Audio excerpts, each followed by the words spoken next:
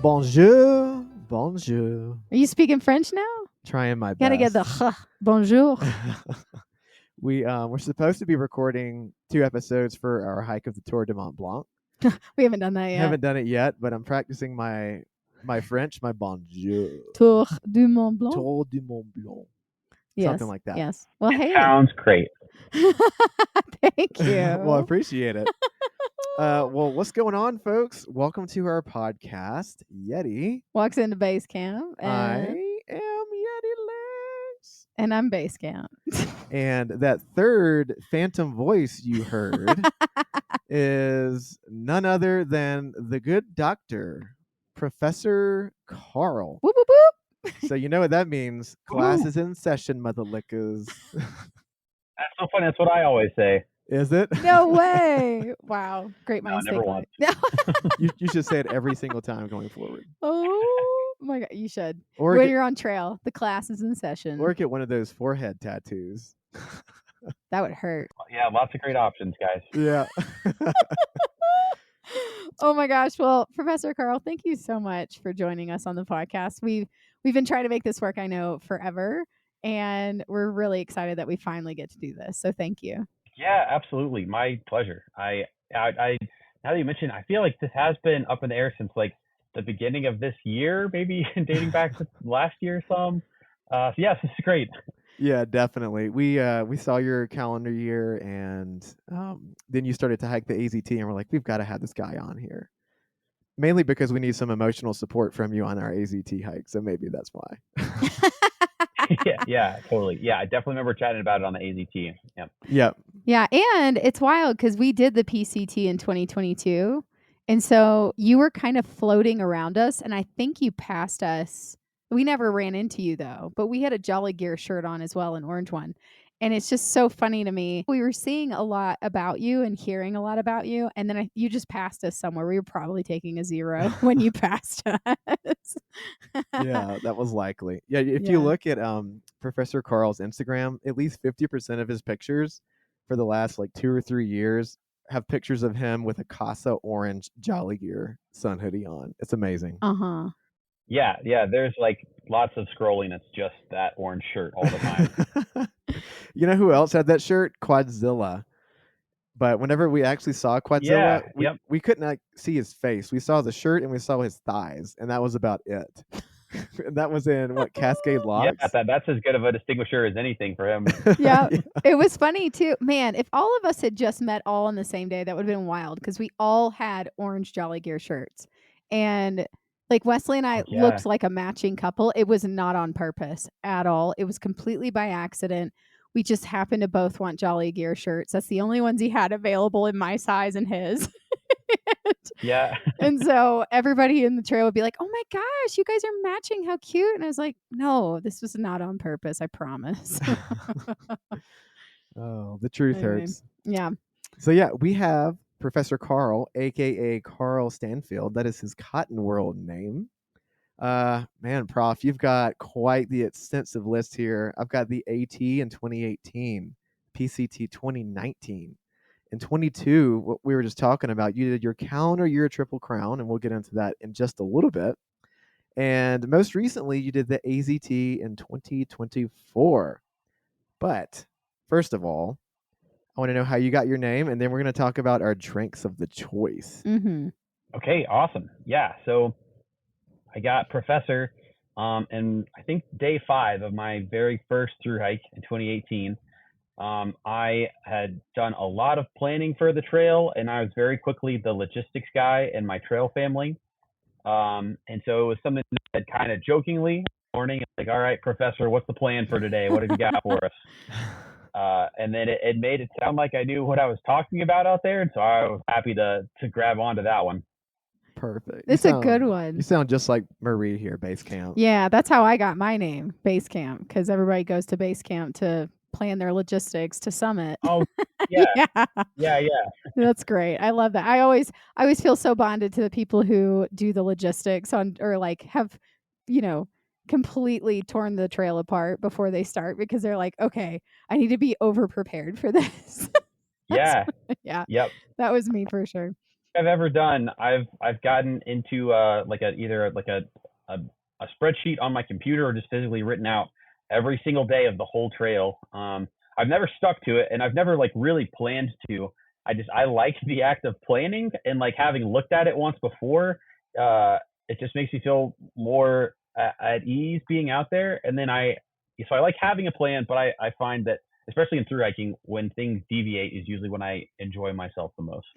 Oh So I've found a man. good balance of those on trail, I think. Dude, that was our huge point of contention on the PCT because I was like, no, we have to make our days or we're going to hit the fires and we're going to get turned. Like, I was like, because I'd planned it out to a T and I Yeah. knew based off of certain days when we were going to get in, when the fires were going to hit, kind of thing.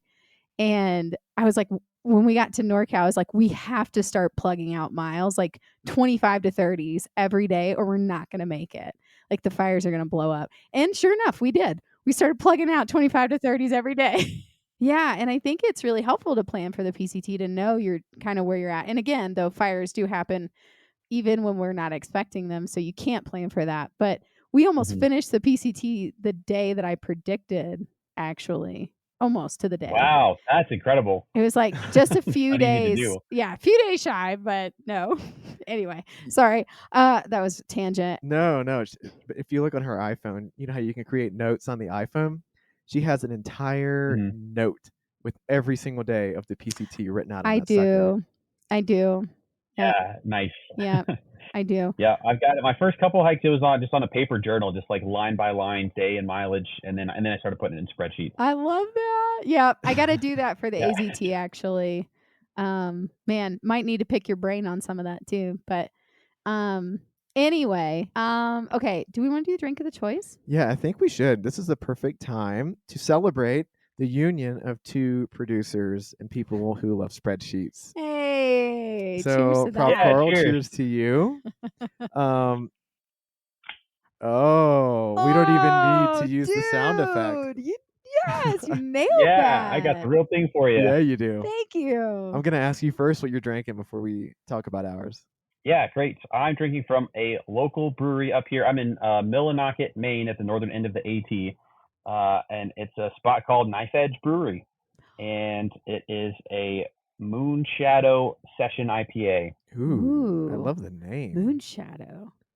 Okay. Yeah, That I know. sounds I haven't tried amazing. this one before, but the name got me on this one. You know what Okay. always sells me on beer is the can art or the bottle art every single time. I know. Yep, that's what got me here. Yeah. What are you drinking, Basecamp? Well, because I didn't work out today, so I'm not drinking a beer, but I am drinking wine, red wine. It's called, wait, I think it's called the Hook and Crook. It's from the Lodi region or the Lodi region. It's very good and tasty. And I got it at Costco because I got a case for $69. So it's like $5 a bottle. And it's got a 92 star rating. And wine enthusiasts love this one. It's actually a very enjoyable, it's very enjoyable. It's great.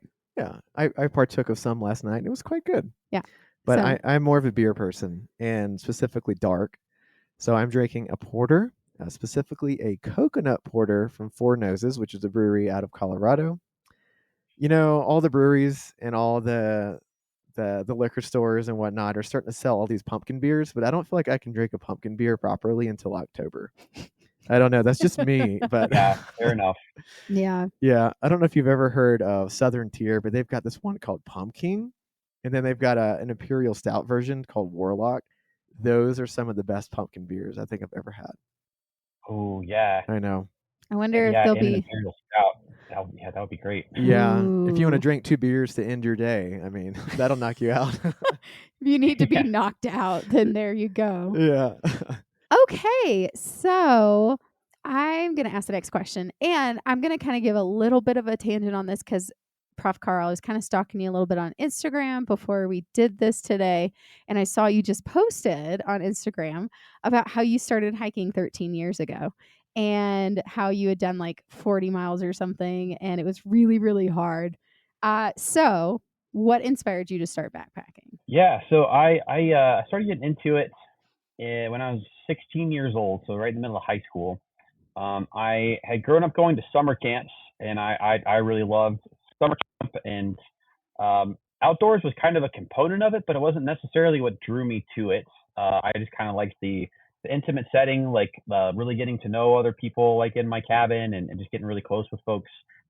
And yeah, and outdoors was part of it. I kind of found backpacking and spent like a year and a half collecting gear for it, and was so excited to get to go out. And it seemed really cool, and it seemed very like I, I don't know, like all of the kind of fantasy stuff that I really like Lord of the Rings and things like that, of like just like wandering around and having everything you need on you seemed really cool. So that, and I'd always like little trinkety like gear things, like little devices that have multi uses and are really small and all of that. So even back in like 2009 and 10, those sorts of things I thought were really cool. So I liked the gear. I liked the thought of just living out of my backpack. And so after I graduated high school, my dad and I planned a trip. He'd never been backpacking before either, and we went and we did just over 30 miles in the Smokies.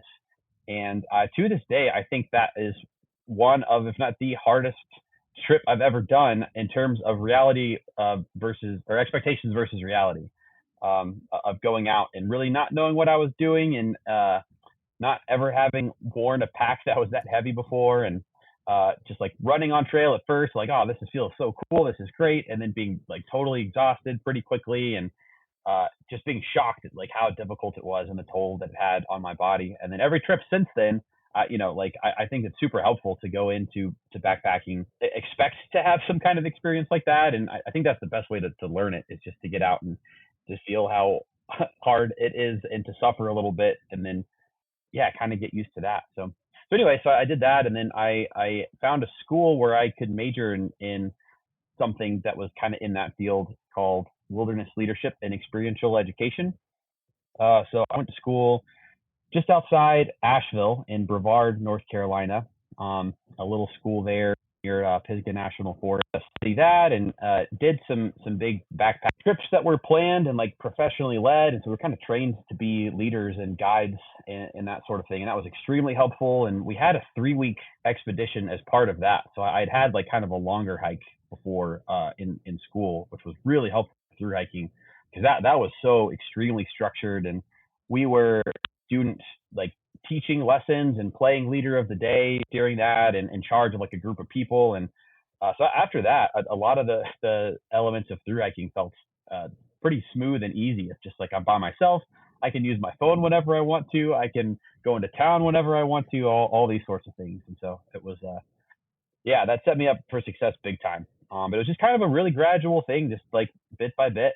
My first trip, and I wondered like, I don't know if I'll ever use this gear again. That was so hard and that hurt so much, and then turned into like, yeah, I'm gonna be doing this in school, and then yeah, it just it grew and grew, and now I am obsessed with through hiking. Wow. So I mean, you've been doing this like, it's like, you know how when you grow up and you're like, I want to do this with my life, like you actually did set your career path when you were a teenager, and you're actually doing it. That's really cool and wild that you're doing that now. I love that. Yeah, it's funny. This is definitely not what I envisioned. It's very adjacent. So like I wanted to like work at a camp like I grew up going to, and I did that for a few years, and got to do a little bit of like backpacking guiding as part of that. But yeah, it ended up being like I thought it was going one direction, and then it went not a totally different direction, but I definitely never envisioned like doing this kind of stuff as I was getting into all that. So it took a really cool fork, I would say. As life does, though, right? Yeah, Yeah. totally. I do have one question about your experience, your first time. Did you wear boots? Oh, boots. Absolutely, I did. Yeah, I had a long sleeve flannel shirt because I thought that's what hikers wore, and like long, baggy, like kind of khaki shorts and big boots. And my pack was 40 something pounds, and just the whole whole thing. And that, the resources weren't as good back then, in like 2010 and 11. And so I could kind of watch people on YouTube a little bit for some videos of like someone posted something, if you searched it. I did, I guess maybe I didn't try too hard, but I'd find videos like a couple hundred views, and like someone set up under their hammock that they post, like, oh, this is cool, this is what this is going to be like. And it's just the information available back then was not as easy to get to as it is now. Man, how much times have changed in 14 years, I right? know. Now you have literally the lightest equipment that may ever exist on this planet, like at your beck and call. Yeah, and you have all these blogs that are testing the gear and telling you, like, hey, what's the best that you can get for trail? Yeah. You could spend an hour or two on YouTube and learn so much more easily than you could back then. So true. Definitely. Isn't it crazy how back then, people posting videos and information about through hiking was kind of accessory, and the hike was like the focal point, and now people actually will go and do these hikes for the social media and the YouTube and the publicity. It's crazy how that's changed so quickly. Very quickly. Yeah, big time. Yeah. And kind of like to that a little bit, like so we want to know the basics of your hiking background, which we've kind of touched on. We want to talk about your calendar year, Triple Crown, but the main reason that we want you on the podcast today is because we want to talk to you about kind of like finances, how you fund all these consecutive hikes, and then really focus on like mental or emotional challenges that are associated with through hiking. So for those of you listening in, that's what you have to look forward to later in the podcast episode. But first, let's talk money a little bit. I mean, money. Yeah. So you did the Appalachian Trail in 2018. That was your first big through hike. What were you doing for work beforehand, and how the heck did you save up? Because that's at least a couple grand even back in 2018, Yeah, totally. And I'll say too, I've tracked all of this stuff pretty meticulously. So for every hike that I've ever done, I've written down every cost of everything and have it all. Really? And I've got write-ups on my first couple through hikes of the AT and the PCT, and on the Trek. So if anybody wants to, you can go and look at that. And I've got all my information.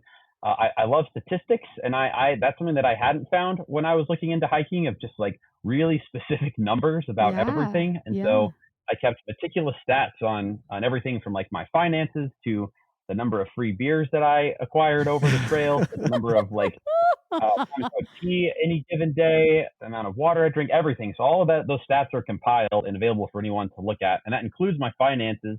Wow. So my first, like the AT, I think ended up being like $3,300 after I got on trail. It was about 4.5 months. And I'll say I'm from East Tennessee, and I went to school in Western North Carolina. I have family in Virginia.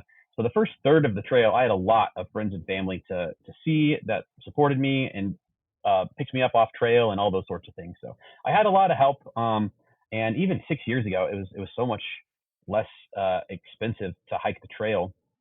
I'm working here at a hostel for the first time this year, and bunks here are $35 a night. And from what I remember, that's like about the top end of what you would expect for like just staying at a bunkhouse.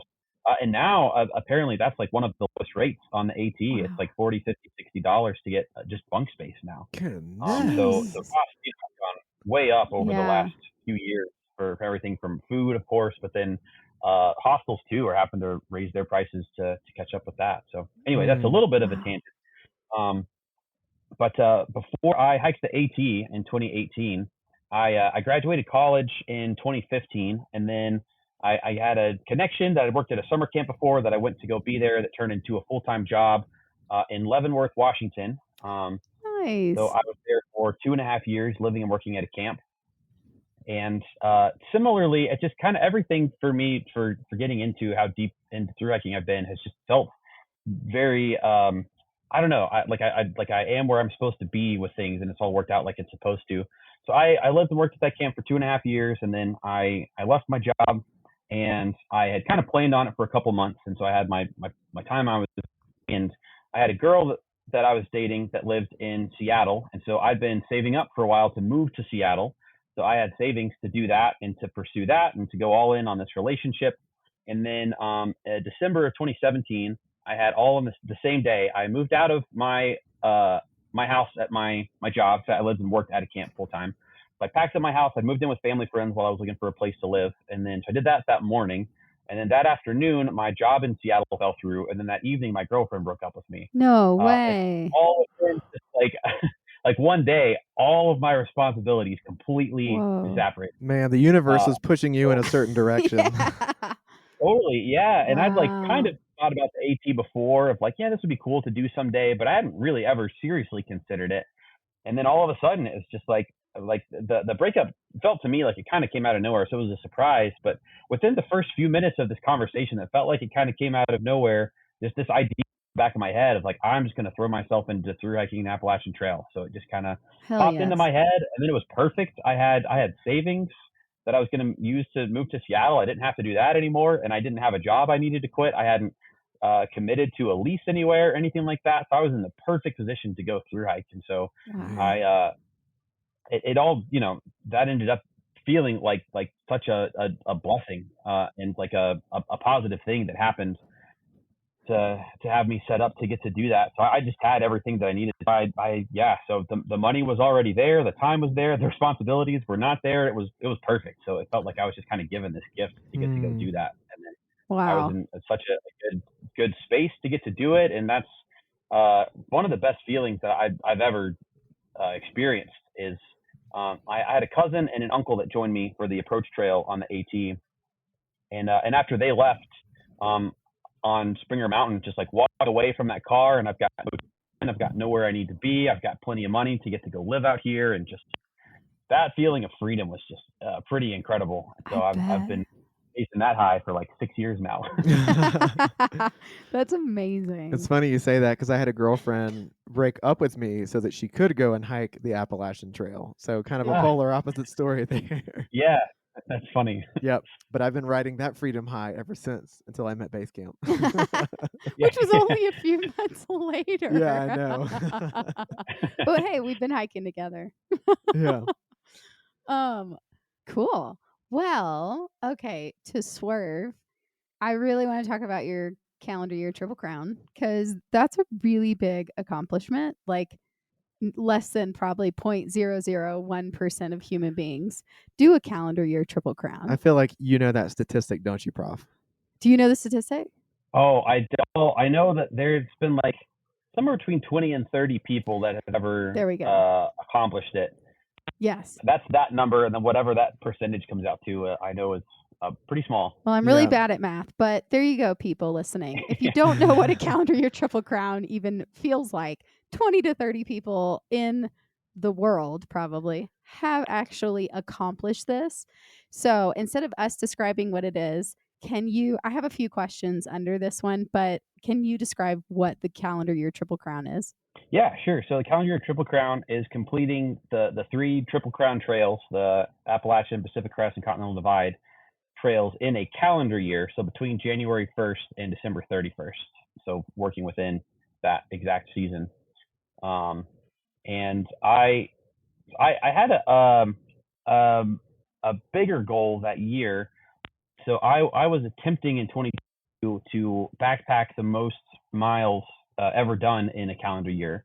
And so I was shooting to do the Triple Crown as well as some other trails to be able to get that mileage, which I ended up not getting. The record that I could find, it was no official thing. There was just another. I was curious about it, and I did some research, and I came across a guy named Cam Honan or Swam. He hiked like 10,244 miles in a calendar year, which he believed to be the most anyone had ever backpacked in a year, and I couldn't find anything to dispute that. So that was the number I was shooting for. So I had been interested in finishing my Triple Crown, and I had done the AT and the PCT at this point, and then during COVID, I kind of put together this plan to do this really big hike. And so I found one of the things that I enjoyed the most about my first couple through hikes was not knowing if I could do it and then succeeding in that. And so after doing my first 2 hikes, I felt pretty confident that I could do the Continental Divide Trail. So I kind of wanted an extra level of difficulty to it. And I reading through other people who had done the calendar Triple Crown and about their routes, most people are starting on the AT sometime in February or March. And I thought, well, I could maybe do like that extension of the Florida Trail and everything and be there in time and then have trail legs for it and be in good shape for that and all that. So anyway, I pieced all this together. And so I did start in Key West on January 1st. I flew down New Year's Eve of 2021 and then started with the first sunrise of the year in the southernmost point of the U.S. and came up and then connected that through the AT and then went just a little bit farther past Katahdin to get to the Canadian border. And so the first leg was just over 4,000 miles to make that one border to border. And then at that point, it was first week of June, and I was a little bit behind the schedule I wanted to be on. And so I decided to take a little bit of time off and just jump on in Kennedy Meadows where everybody else was going to be on the PCT. And so I finished at the Canadian border on June 7th.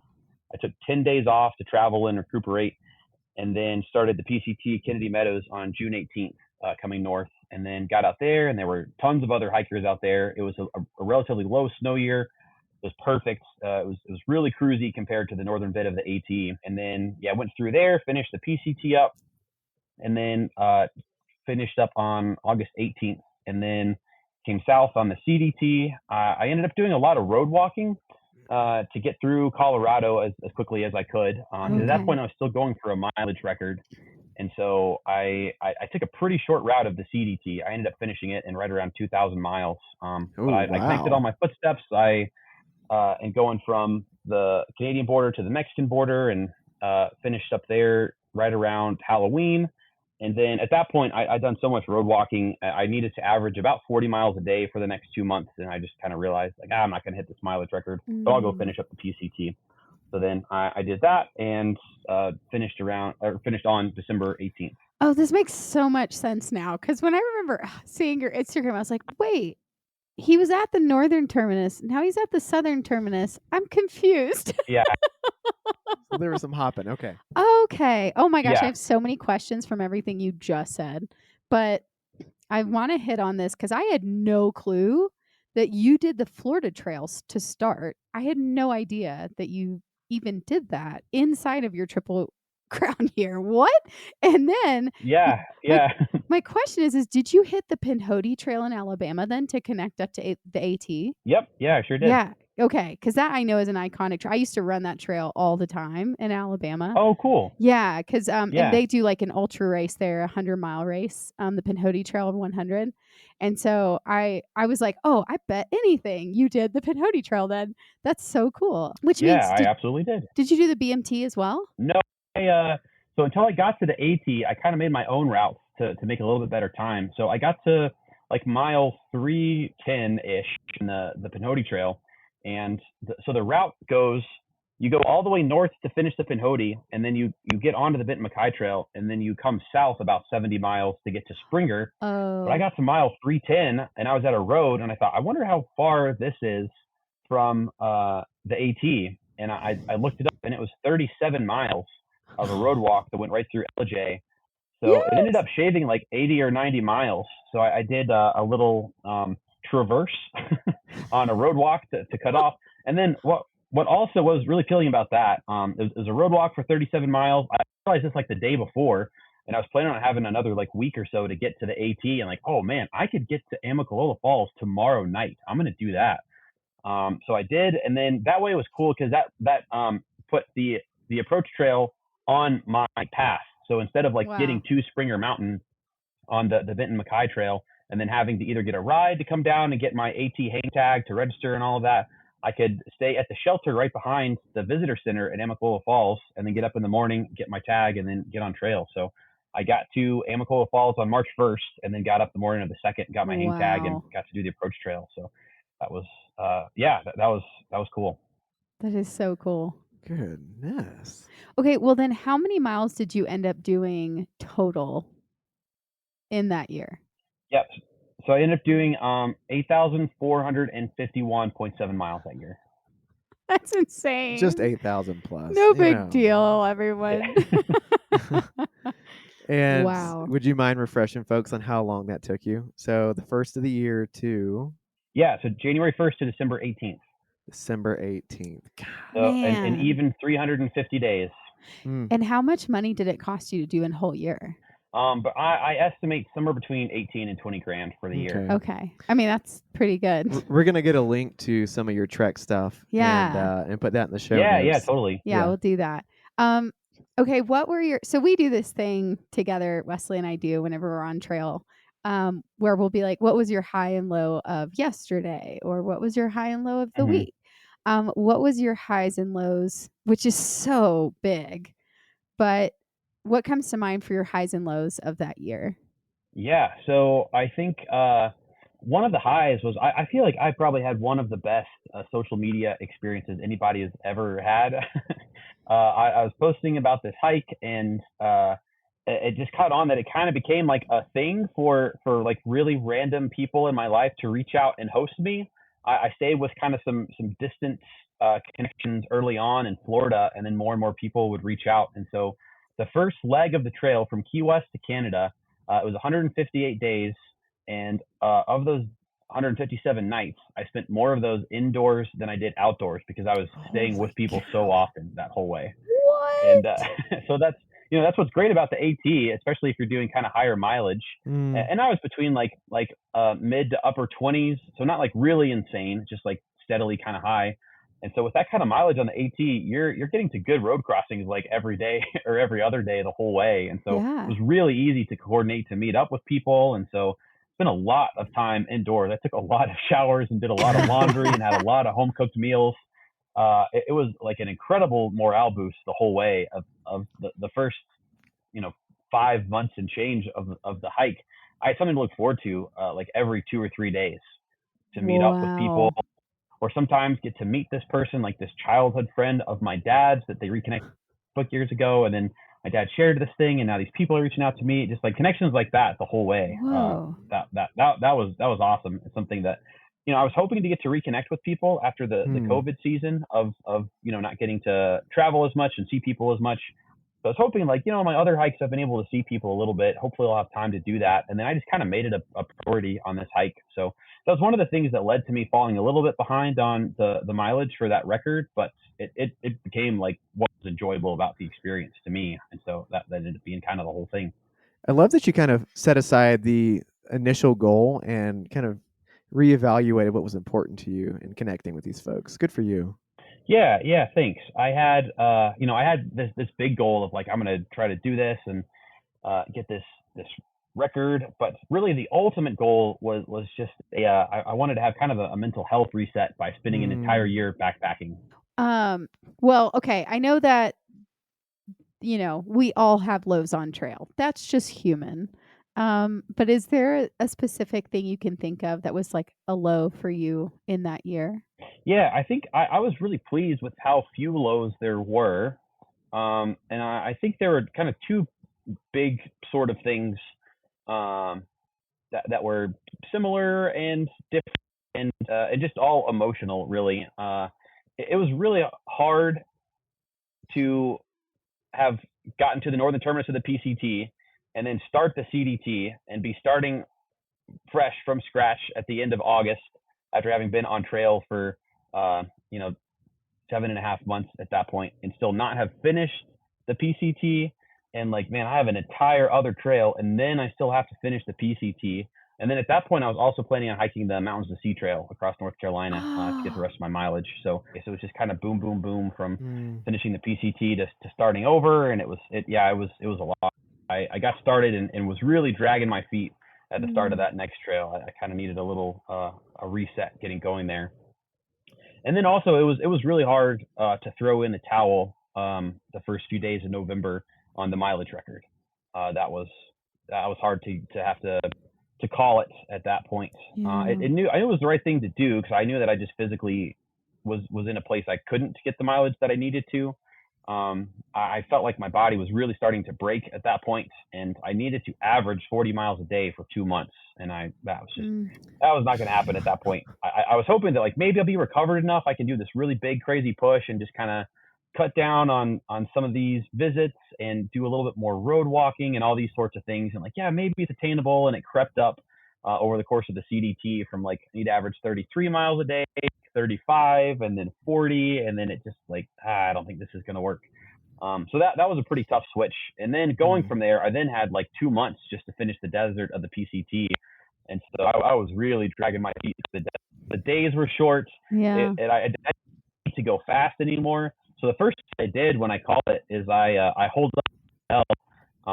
Originally, it was going to be 1 day I was going to take a 0, and then that became 3, and then 5, and then I spent 10 days in a hotel after I called it, and just like laid in bed and just like ate everything I wanted for a week and a half, and just like had the TV going. I was just on my phone and just like did absolutely nothing for 10 straight days, and then got on and was taking the zeros through the PCT desert and was moving really slow, and it was it was kind of nice to not have to go fast anymore, but there's a lot of reflection on everything, and it made it kind of bittersweet to still even be doing the calendar or triple crown. Like that was kind of the consolation prize for this other big thing that I wanted. And so there was a mix of like defeat and success in that, that I'm still kind of processing to some degree. And so it was, it was quite a mix. So some of those feelings at the end of just like having to restart, feeling a little bit overwhelmed by that, and then having to kind of change goals at the end there was a bit tough. Yeah. I mean, of course it is. Just affirming that's, and also just knowing it's coming to a close too, something you've been doing for a whole year. Like it's such a deep emotion, that is so interesting to reflect on. But it's like, yeah, I know how we felt after when we finished the PCT. It's just this weird, bittersweet, like, wow, we've done this thing, but it's over. And you don't really know how to reconcile the two, Yeah, definitely. This podcast is us trying to reconcile as best we can, or at least that's how it started out, just processing through the weeks, Yeah, we don't want to be done, with what we experienced on trail. Yeah, it's like we want to keep living trail life when we can, and and no one, it's like no one understands it until you're out there. And I try to explain it to people what we go through, through hiking and all of that, and like people, they want to know, like, what's it like? And I'm like, I don't know how to explain it other than it feels like my mind is super clear. Like everything gets detoxed and I can think clearly, and I'm not in a fog, and I feel completely at one with myself when I'm on trail. Like everything is alive, everything is alert, everything about me is fully awake. And there is nothing like that in the world. I feel like the same way, Yeah, I totally agree. It's just it's such clear-headedness. It's such a peacefulness to recalibrate and finding something else to work towards. Even though you're really good at working towards that kind of goal, I think it's really hard to figure out how to as satisfyingly work towards any other kind of goal that you go back to. If it's like trying to get in shape or get to a job or progress your career or whatever it is, everything else is so much more gray of the kind of progress that you're making. It's just it's so satisfyingly black and white to be through hiking. Like you make your miles, you make any miles, and you have made progress. It's so clear, and it is super satisfying to finish that hike. But then it also that leaves a huge void of having some kind of goal that's easy in some ways to make progress towards, or at least easy to feel like you're making progress. Dude, that. Which I wonder if we need to go to number 6 because we're talking about it, and then we can skip back. But let's go ahead and go to. You can ask that question. Yeah. Okay. Because we're talking about it. Yeah, that's deep stuff, and post trail depression, it's a real thing. A lot of folks don't talk about it usually, at least not on social media or big open circles. Probably just their close, intimate friend circles or family. But it sounds like you may know a little bit about what post-trail depression is, following all these hikes that you've done and so much time that you spent out in the wilderness with this black and white and straight away from the gray, as you kind of called it. Would you mind, I guess, just talking to us a little bit about any type of post-trail depression you've experienced and how you dealt with it? Yeah, definitely. I mean, to be honest, I don't think that I've found a great way to deal with it yet, other than just having another trail to do. I we did get that 6 years ago. And the only cure I found that 100% works is just getting back to trail again. Yeah. That's what's worked for me. I feel like I just never struggle with things while I'm hiking in the same ways that I do when I'm off trail. And so I've the way that I've coped with it is just becoming totally obsessed with through hiking and then entirely building my life around that. And I know everybody can't do that. So I feel really fortunate that I've been able to as much as I have. Um, so the only thing that I've been able to find that like really kind of scratches that itch is just getting back to it. Trying to stay involved in the community as much as I can. This job that I'm working right now has been my favorite job that I've ever had. Getting to work at a hostel at a terminus and getting to be with hikers all the time and just being in the community and being adjacent to that has just been great. Getting to do other hikes. Since the Calendar Year Triple Crown, I've tried dating for the first time since I got into through hiking. So I've got a partner now that's also a long distance hiker to plan hikes with and to get to talk with about hiking and all that sort of thing. That's been really great. It's kind of like it's one of the costs. I found that in through hiking, nothing's ever free. There's some kind of cost associated with everything. And I think with through hiking, I think one of the costs is, the physical toll on your body, which is starting to add up a little bit for me. But then also figuring out, I don't know, like having been shown and I don't know, like some level of enlightened to see what it's like to through hike and to be in this kind of headspace, and then having to reconcile with not being in that headspace and like having to figure out how to interact with the world beyond that. I think is really hard. And depending on how deep you get into it while you're hiking and how much you feel that, I think is proportional to the weight of it while you're off trail and the void that leaves once you've experienced it. Oh, whoa. I just want to sit on that for a minute because you just said something I think I want to unpack. Because what you just said, I'm hearing it, and the way I'm hearing it, it's like the more you give into nature and become one with it and immerse yourself inside of this beautiful space that we go into when we're through hiking, the harder it is to reconcile. We call it the cotton world because it's this grind. And when we got back from the PCT, and we also did the TMB as well in that time, like we took like 10 months off, almost a year off, and we hiked and then we traveled and backpacked and went to Europe. And when we got back though, it was just such a culture shock. It was like people were talking about how busy they were, and they were talking about how like it was just it was a grind, right? Like it wasn't like a I don't know. It was like, people were upset about, their shirt dyeing pink or something from the red. It was just like weird stuff that you're like, huh, I didn't think about those things ever. Like I don't think about the fact that, the couch stained or something. Like you don't think about the weirdest little things that so many people experience in this jungle, this iron jungle.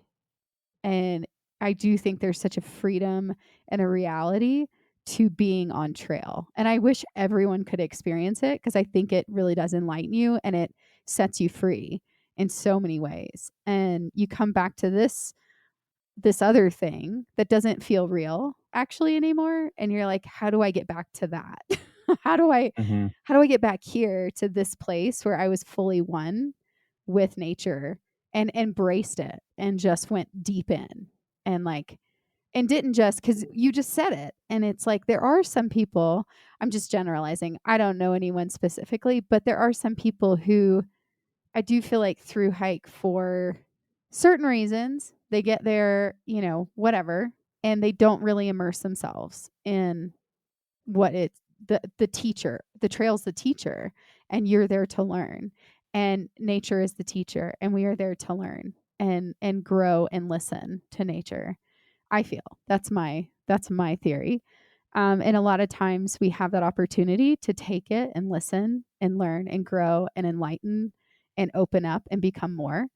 Or we just grind and we don't think, turn the music on and just go, which we did on the trail too. But not to say we don't do that, but I don't know. Sometimes I wonder how many people don't do that, and then they get done with trail and they're like, I could take it or leave it. Like, I don't care. Mhm. And I always find that fascinating because I'm like, whoa, I crave trail like a drug. Like, I Yeah. want it. Yeah. Yeah. Yeah. I think it definitely is proportionate to how much you let yourself feel it and get immersed into that. And I think maybe some people are like too far gone into like modern living to be able to like fully think like, whoa, like maybe this is how things should be, and maybe like this is the real world, and that sort of thing. And people that just like, yeah, I'm out hiking and like I'll be back at the end, you know, whatever. That I don't know, maybe there's something to that difference. And I think one other thing that I found that I think is like a truth that I have discovered in through hiking, um, is that I think through hiking is what one of the biggest things that it does for us is it's a comfort threshold reset. And so in normal life, like we're so used to all these comforts that any little bit of discomfort like throws us off and whatever, and we're just like we're so used to our bed, then like all of these other things feel like such a big deal, like when your shirt gets stained, or uh you know, odds and ends like that. You run like a few minutes late for work, or you step in a puddle, you know, whatever. But then on trail, like everything is so hard, and you're like you're suffering, and the cost of trail is kind of some of that suffering and hurting and being used to being wet and cold and uncomfortable a lot of the time. And then you're when you drop down what your comfort threshold is, these tiny little things make you so extremely happy, happier than anything else can when you're back home, and you need these huge things to make you happy, or at least it feels like that. Versus when you're used to being uncomfortable, and then once you're used to being uncomfortable, that becomes your comfort, and so you reset that, and then all these tiny things are just huge, and you feel like the luckiest person in the world to have a hot drink in the middle of a day that was cold, or to run into a cooler with just like bottles of water on ice. Yeah, That's like yeah. the best thing in the world. And so when you like fully let yourself become uncomfortable and you reset that, um, I think we get back to how our brains are programmed to how they're supposed to be, and then all of these things that should be these incredible, like mind blowing comforts become that again. And so yeah, so we pay that discomfort to get to have all of these little things be these extreme comforts and to make us so happy in ways that, you know, I don't really care for taking showers in my normal life. Like it's just like a chore that I have to do all the time. But on trail, like after a long, hot, like sweaty stretch, getting to be in town, like man, that is the best feeling. And it's just like Mhm. pure euphoria to stand under hot water for 10 minutes Mhm. versus like this chore that I have to do that's like in the way of me just like getting through life. And so, yeah, so I think all of those resets that we get to experience on trail, the more that we're open to that, the more we get to, we get out of that, and that we enjoy those little comforts, and all of these tiny things feel like massive luxuries. Mhm. That is so good. Preach. That's so Preach. good. I feel like whenever we're on these through hikes and we finally get to a shower and you can see the brown water just washing off of you and circling down the drain, I'm Oh, like, it's such a satisfying feeling. that's so Oh, satisfying. But yes. that's like 100 miles. That's history. That's what you just did. Your hard work, like going down the drain right there. But it's Yeah, yeah. you're being washed anew. That is funny. Yeah. Um, oh man, that's so good. Uh, so I guess, you were mentioning that you're planning your next hike whenever this is kind of the way you cope with getting off trail. Yeah. Um, but what has reacclimating to the cotton world, um, and like I said, we call this outside of hiking, the grind, the urban jungle. What has it been like for you? Are you able to unpack that more? You don't have to, but I'd love to hear more about kind of what that experience has been like. I think I've like ever since my first through hike, I've been like building a stronger and stronger compulsion to refuse to do it. And so I think that's kind of where I am, as I just like I'm trying really hard to not have to fully acclimate to it. Like I really strongly believe that like as close to the way that we live when we're through hiking is how we are supposed to exist and live. And so I'm trying to figure out a life where I can do that as much as possible and make enough money to be able to get by, to get to continue to do that, and to live in this space that feels good and feels right. And so far I've been making enough money to get to do the next thing. I don't have much in savings. I don't have much of a rainy day fund or anything like that. I've got an incredible and massive network of friends and family and people that will host me and let me stay with them for long seasons here and there, so I can live kind of nomadic and now with a partner also. Yeah. Interesting. It's ironic too, isn't it, that the cotton world is what is funding your through hiking. I won't even use obsession, your new through hiking way of life. And without the cotton world, you would be hunting and foraging on trail. Isn't that kind of a weird Right, juxtaposition? right, yeah, right. If just none of it was there, I'd be exactly where I wanted to be. Yeah. Yeah, we've said so many times, it's like, man, how do we do this? Like, how do we figure out how to set ourselves up to be able to just through hike when we want to and feel Yeah, free and not chained to, Mm-hmm. you know, this cotton world? Like, how do we figure? And so we're trying to strategize right now, like, how do we set ourselves up for being able to do this long term? Like, we're trying to figure that out, and like strategize, like, okay, what kinds of jobs do we set ourselves up with, and what does that look like? And so Mm-hmm. we've been really intensely like evaluating that ever since the PCT, how to be able to do that. Some part of me really hopes that the podcast in 5 years will Takes off. semi support yeah, us. yeah, Who Yeah, totally. we've definitely been talking and dreaming into like, what if we took people on backpacking trips through the podcast, and like actually took them on a 7-day trip or a weekend trip? Because some people who listen to our podcast, they really want to do a through hike. They've never done one, and they just want, like, they're getting information and they want to know how to do it. Other people are through hikers, and and so we're like, how do we find these avenues to help support ourselves in, making that happen? But I love Mm-hmm. that you're doing that. Honestly, I think it's so beautiful that you're staying true to what you need for yourself and your truth. Like, that is so beautiful and so important, I think. So I commend you. And it's so great that you found a partner Yeah. who is okay with all that, because not many people would be. Like, I got lucky that I found another through hiker Yeah. here. Yeah, So right. yeah, good for you. Yeah, that's hard to find a partner that's also a through hiker. I know our friends who are single on trail, right? They're like, man, how do you find someone that wants to do that? Yeah. Diamond in the Yeah, rough, man. yeah, and I think it's a thing where I have found someone when I felt like I was looking kind of the least. After Mhm. doing and just kind of having someone kind of come across my path that just like I really enjoyed getting to know, and then just kind of like, oh, this would also fit great with exactly this weird thing I'm trying to do. I Yeah. love that for you guys. That's awesome. Yeah, That I feel very happy for you. So that's exciting. I do want to touch on Prof Carl. You said something so powerful and important, is not listening to what people say, like the negative sayers in all of this that are like, you're doing what? You're spending that, why? Like, what's wrong with you? And I just think that's so important for people. I do think a lot of people that want to do this but are so scared to do it, I think a lot of times they'll have advice where it's like, don't spend your money on that, because you should invest in getting a house, putting a down payment on, like, we could have put a down payment on a house. Mm-hmm. Instead, we decided to take a year off and hike and travel and be together.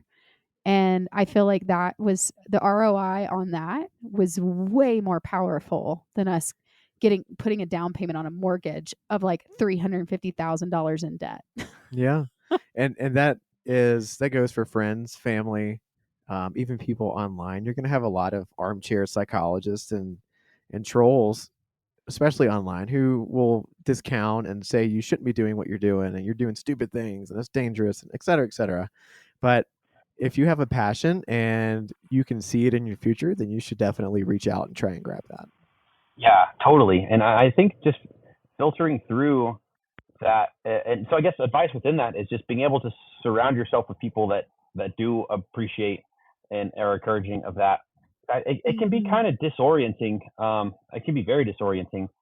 Is like a crazy person that's wasting their time, and so as much as you can do to surround yourself with people that see the value in what you're doing, I think that's the takeaway from that, is trying to find that to be Mm, encouraged, because I think that can go a really long way towards yeah. Yeah. you being able to believe in yourself and wanting to continue to invest in that.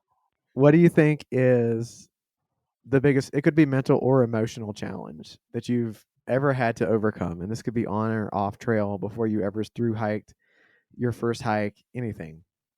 But we'd really just love to hear what that is and how you process through it. Hmm. Yeah, I think it's definitely not any kind of physical challenge.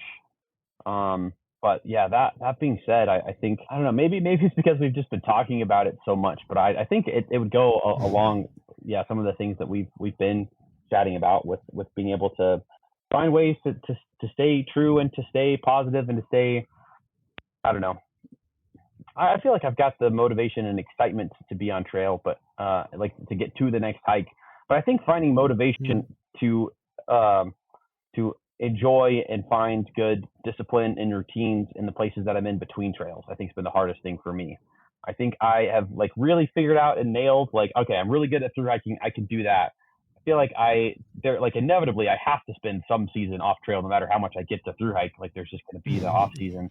I think I still like struggle with finding good routine and ways to like positively take care of myself in that. It's just so easy, especially after 2022. I was just still feel kind of some of the exhaustion of that, and have had trouble with finding a good season of motivation to get into healthy routines of not just like going for 3 hours before bed or getting up and going on a walk in the morning and those sorts of things.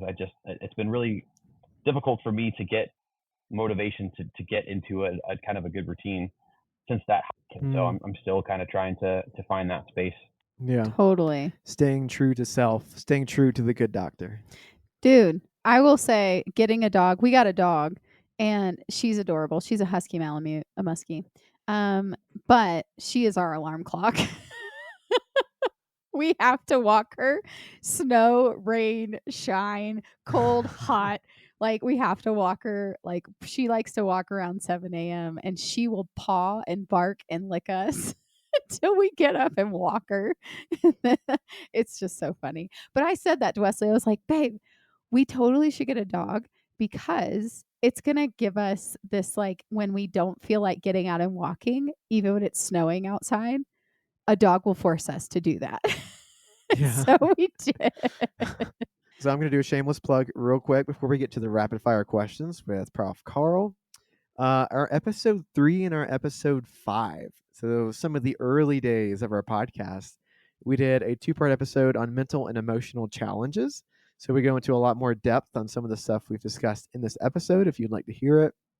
That's back when we were recording with like a $20 Amazon I thought it was really good mic, though. which she thinks was okay. And I edited those. Yeah, she did. So if you want to go and check those out and listen to some of our earlier episodes 3 and 5 is where you can find those. Boom. I know, Okay, shameless look at you. plug. Okay. Rapid fire questions. Rapid fire Do we questions. have those out? No, we're just gonna. Oh, we're gonna just come making with them up. Oh Yep. God, I hate this. I'm so bad at this. Okay. I have a great first one. Wait. And to preface, Professor Carl doesn't know these because we don't even know these yet. So. Oh God, what the fuck? All right, I will start here. Wait. Before though, Prof Carl, we've got to give you you have to answer whatever comes to mind. Okay. Yes. Don't think about it. Okay. Just the first thing that comes to mind. Yeah. I'm asking a completely unique one. You've never heard Really? this one before. Yeah. Okay. So there was a radioactive marmot, and it decides that it wants to eat your beard or all of the hair on your head. It can only eat one, but once it eats it, it can never grow back. Which one do you let it eat? Your beard or your head hair? Ooh, that's a great question. I think head hair. You like your beard better? Actually, I don't. I recently shaved my head. Oh? So I recently just got rid of all of my head hair. Oh, you did? Oh. It makes it a little bit easier. Yeah, it's tough. It's definitely tough, but I grow a thick beard. I like having my beard when I have it. He's trying to steal my questions. I'm over here writing some. Okay, best poop on trail. Oh gosh, I'm trying to think of any single one that stands out. I mean, anytime I can get to a privy, and I'm a big hold till I get to a privy person for sure. I don't have a standout one. Worst poop on trail? Those are more they're standout. Oh, yeah. I've been very fortunate. I've been like pretty steady. I think like, gosh, I can't think of a single one, but any of those mornings where like you get up and you just like have to go immediately and like you just do your best, and then I love the term chip in. which is where you do your business first, and then you have to dig the cat hole afterwards, and then just have to chip it into the hole afterwards.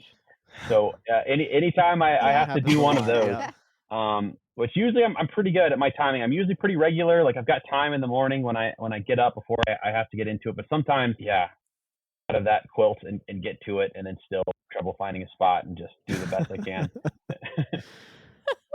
We have a quilt user here.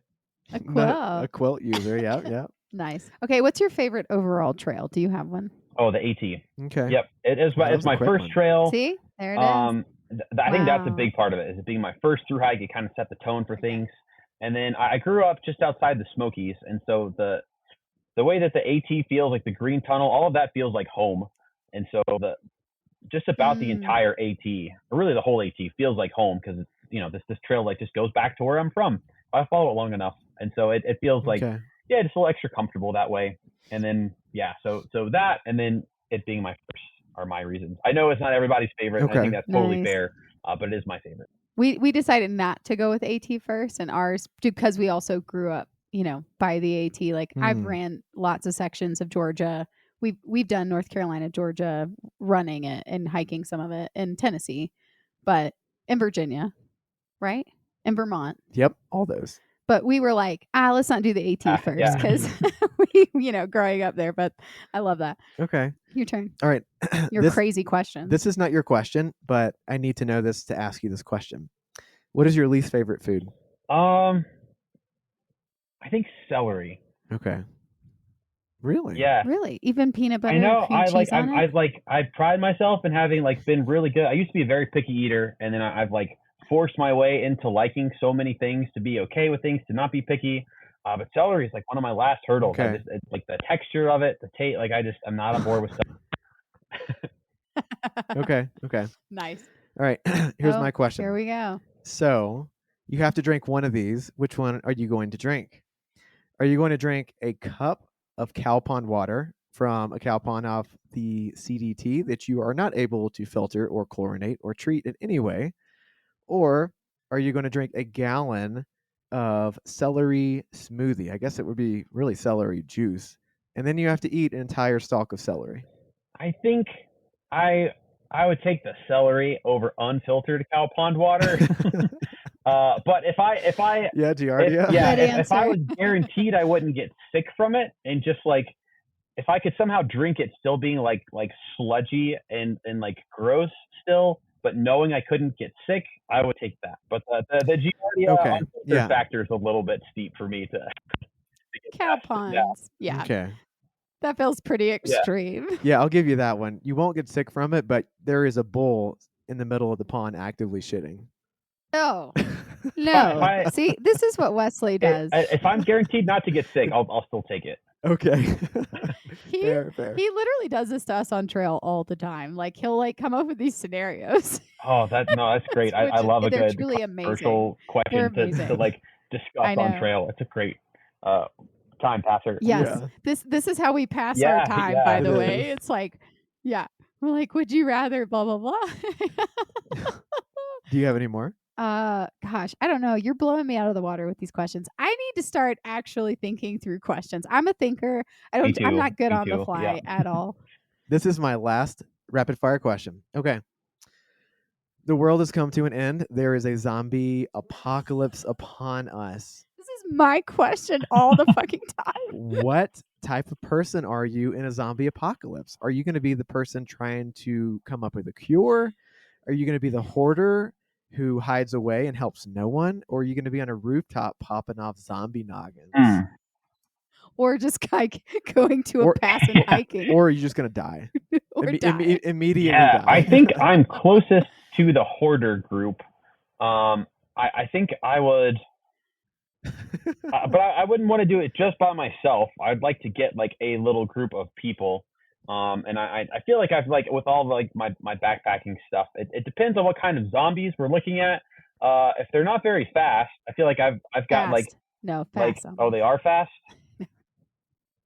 In my brain, they're fast. Okay, yeah, if they're fast, the I Am Legend and the World War Z. Yeah, okay, those are rough. 28 days later, fast. Yeah, okay, fair enough. Then definitely the hoarder stay down. If I could like outrun like hike, walk them, and just like get past them and stay moving long enough, I'd be happy to just like be moving camps and like basically just like kind of get to live through hiking. But otherwise, just like Mm. I hunkering like down that. and hoarding with like a group and kind of going in and out.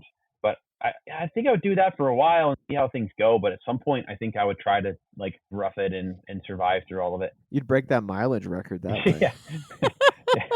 I literally ask Wesley this all the time. Like, if there's a zombie apocalypse, what are we doing? Because we have all these passes here that like no one goes Mhm. to. I'm like, are we just going to take our tent? Let's take our 4-season tent and let's go live in a pass and we'll just hunt marmots. Oh yeah, lots of fat on those suckers. Yeah.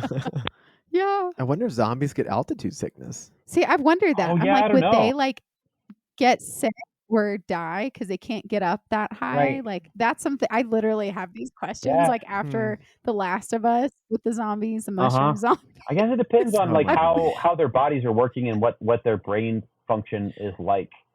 Because with altitude, it like Ooh, messes your right, because brain mushroom up. zombies. So it might Mm. affect them, but they might be immune to it. But I hadn't thought about that. It might. Yeah, I guess it depends on how they work. I just love that he asked you. We need to start asking people this question because I'm I so like that one. fascinated by what people would Yeah, do yeah, if a that's a zombie solid one. apocalypse happened. Okay. Anyway, okay.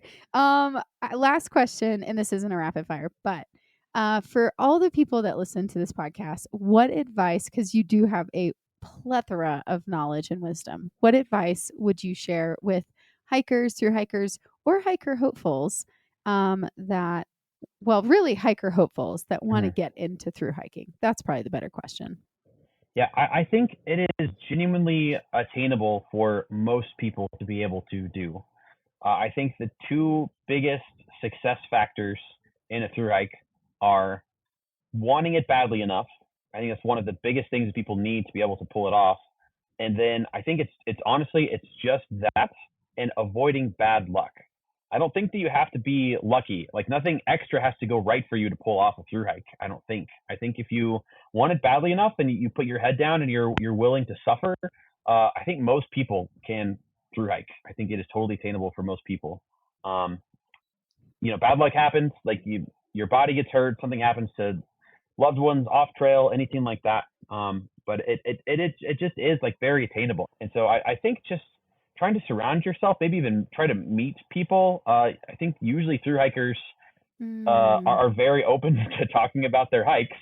So even just like cold messaging someone on like Instagram or Facebook and asking about it, or trying to like find hiker meetups in your area and just meet people. Because like before I'd hiked, the only through hikers I'd met just felt like these untouchable, like incredible, like badass people.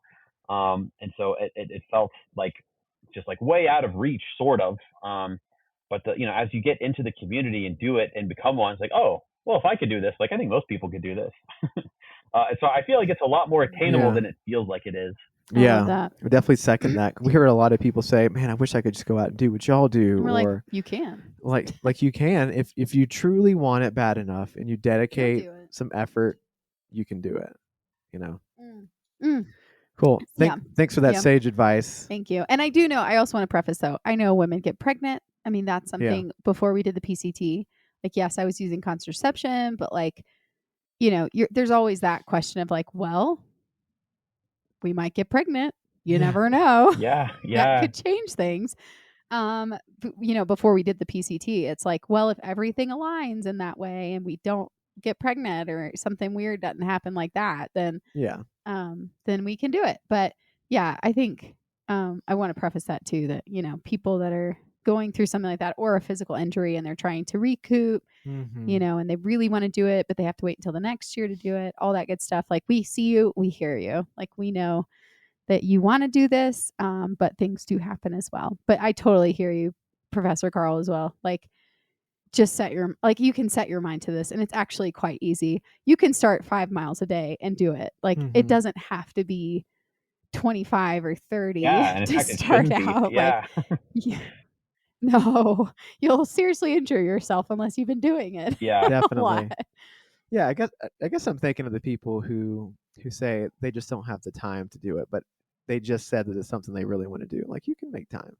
Yeah, like great example. There was this girl. I was at the dog park a few weeks ago, and this girl, she's like early 20s too, or mid 20s, and she somehow we got on the subject of through hiking, and I mentioned how we did the PCT in 22, and she lit up like a Christmas tree, and she's like, "Oh my gosh, I want to do that." And I'm like, "Well, then do it. Like, what's stopping you?" And she's like, "I don't know. Like, I'm getting my master's right now. And, I just really want to pursue that." And I'm like, "Well, that's great. But, a lot of people through hike in between school. Like, it is totally doable." And she's like, "Yeah."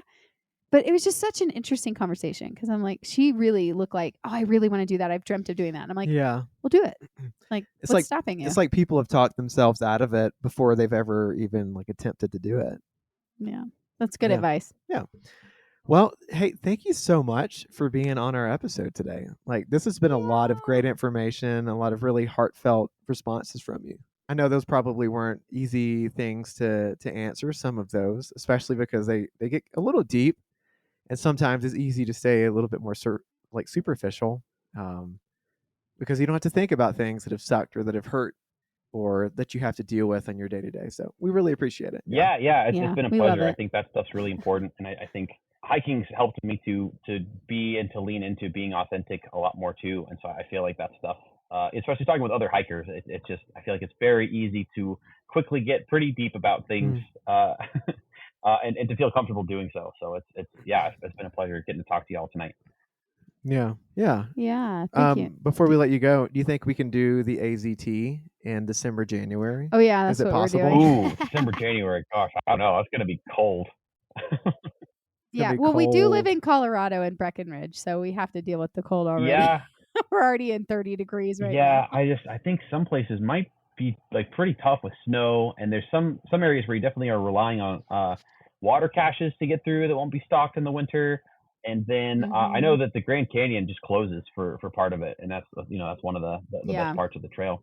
Although actually I don't know that for sure. Yeah. I know that the rims close, but I would check on it. So maybe it's possible you guys might there's a guy this summer that did it like really late in the season when people thought it was impossible to do, and he went out and did it anyway in the extreme heat. So I'd imagine that it's probably been done late in the season before. But yeah, I'll be happy to tell you everything I know about the trail. And then I'm also Yeah, we'd love to pick your brain. yeah, definitely. I got to hike the whole thing this spring, and I was hiking it with Treats with my partner, and she had to go back after point to go back to work, and I finished by myself. But we're gonna go in the fall in October when I finish up here to go hike the northern half together. So I'm gonna get to re-hike that and No get to be there in way. the fall and get to see the colors and all that. So I'll be really fresh on be the northern half beautiful. of it by the time you guys go out there. What a treat.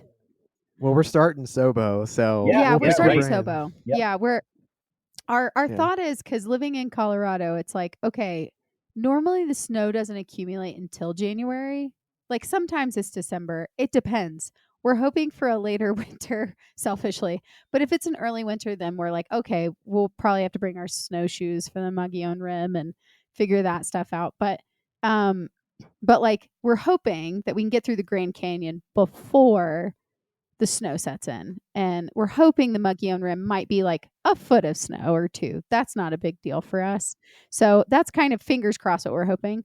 But you might run into Nick Fowler. He's doing the AZT in October as well, by the Cool. way. I didn't know that. Yeah.